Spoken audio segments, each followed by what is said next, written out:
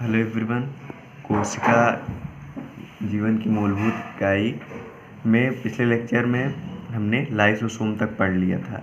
हम कोशिका अंगकों के बारे में पढ़ रहे हैं। तो आज हमको माइटोकॉन्ड्रिया, प्लास्टिड, उसके बाद फिर राजधानी और कोशिका विभाजन, ये 4 हेडिंग पढ़ना है।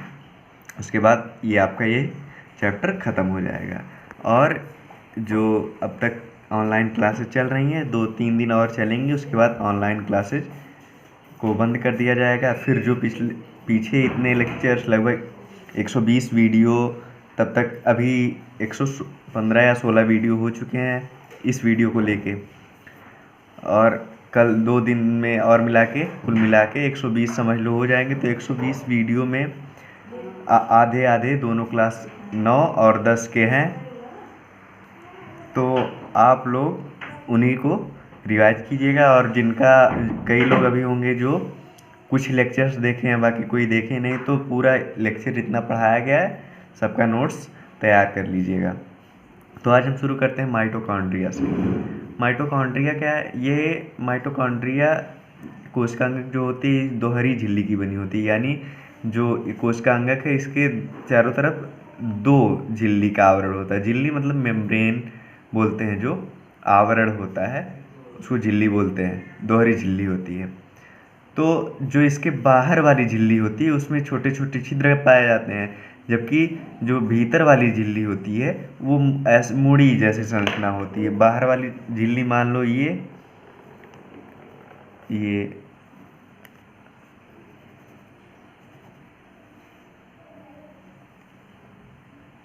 बाहर वाली है, और इसमें छोटे छोटे छिद्र ऐसे इसी पे मान लो यहाँ यहाँ यहाँ ऐसे हैं। लेकिन जो अंदर वाली है इसमें ऐसे मोड़ ऐसे ऐसे होते हैं, ऐसे ऐसे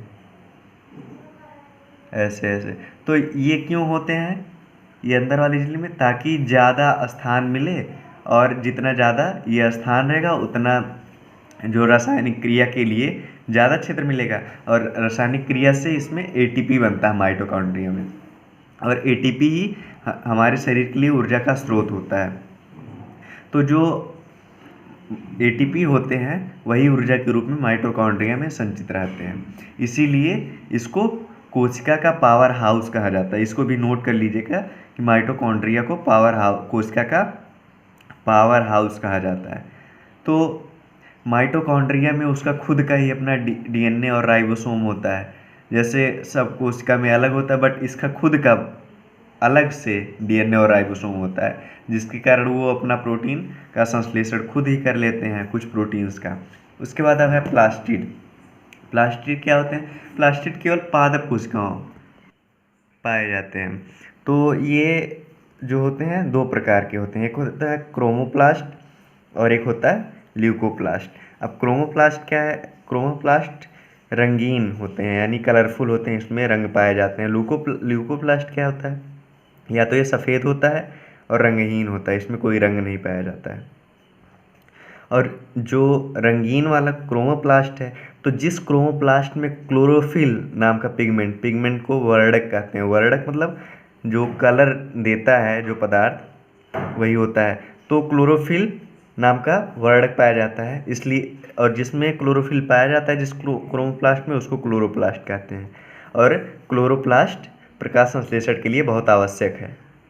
ल्यूकोप्लास्ट में स्टार्च, तेल और प्रोटीन जैसे पदार्थ का संचय होता है। यानी क्रोमोप्लास्ट जो है उसमें क्लोरीन, जब जिस क्रोमोप्लास्ट में क्लोरोफिल पाया जाएगा उसको क्लोरोप्लास्ट कहते हैं, और ये प्रकाश संश्लेषण में हेल्प करता है। और ल्यूकोप्लास्ट में स्टार्च, तेल और प्रोटीन ये सब संचित होते हैं।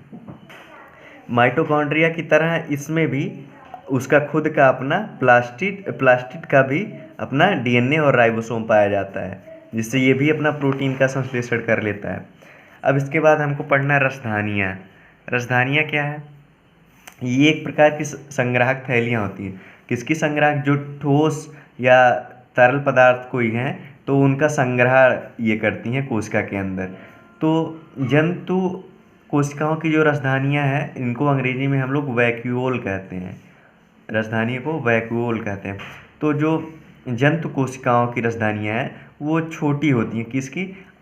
ये पादप कोशिकाओं की अपेक्षाकृत छोटी होती हैं, लेकिन जो पादप कोशिकाओं में होती हैं काफ़ी बड़ी होती हैं। और कुछ पौधों की कोशिका का आयतन, जो कुछ पौधों की कोशिका होती हैं वे उनके आयतन का 50 से 90% भाग केवल यही राजधानियाँ ही बनाती हैं। सभी पौधों में नहीं, केवल कुछ पौधों में।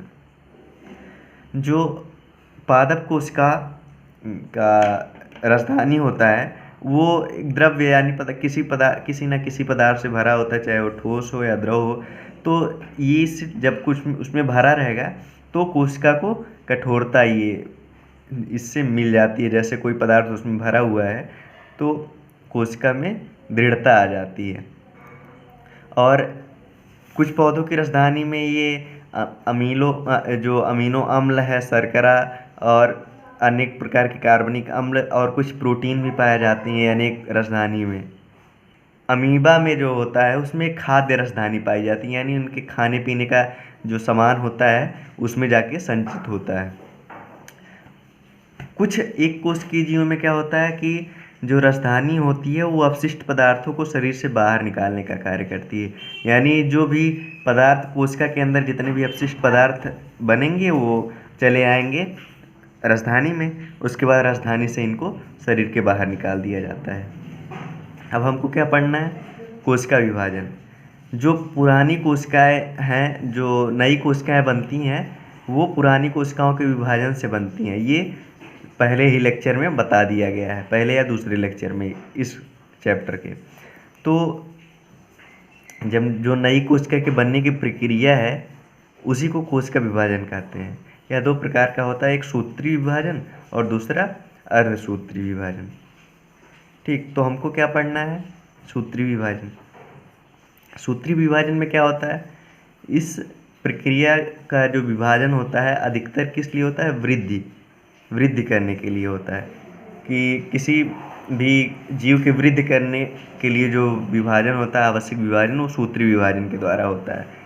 तो इस प्रक्रिया में जो मातृ कोशिका है, यानी जो पहले से कोशिका है जिसका विभाजन होना होता है उसको मातृ कोशिका, और विभाजन के बाद जो कोशिका बनती है उसको संतति कोशिका कहते हैं।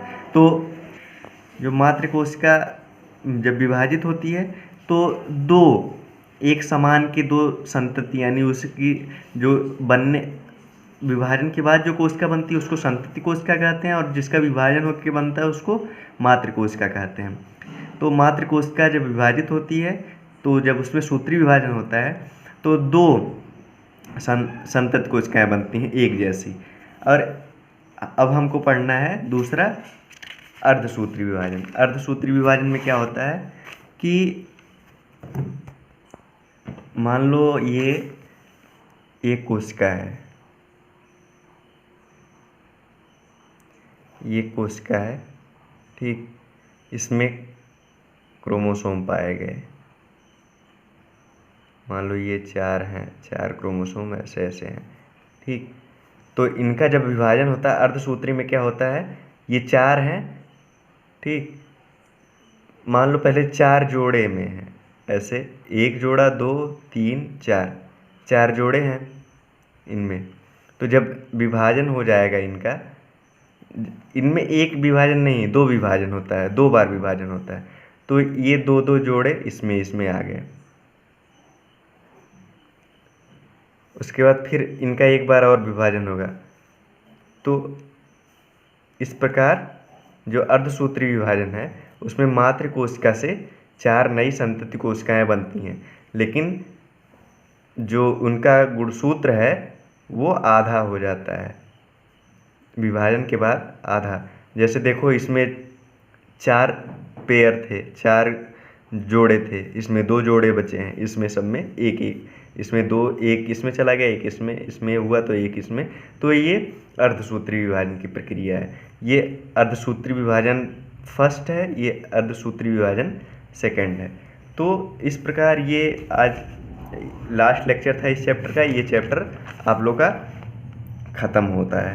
तो अब इसके बाद केमिस्ट्री का भी एक चैप्टर हम लगभग आधा ज़्यादा पढ़ चुके हैं, 1-2 लेक्चर में वो भी ख़त्म हो जाएगा। तो इस प्रकार 9th में आप लोगों का एक एक चैप्टर केमिस्ट्री और बायो में ख़त्म हो जाएगा। तो अब आज के लिए इतना ही। Thank you.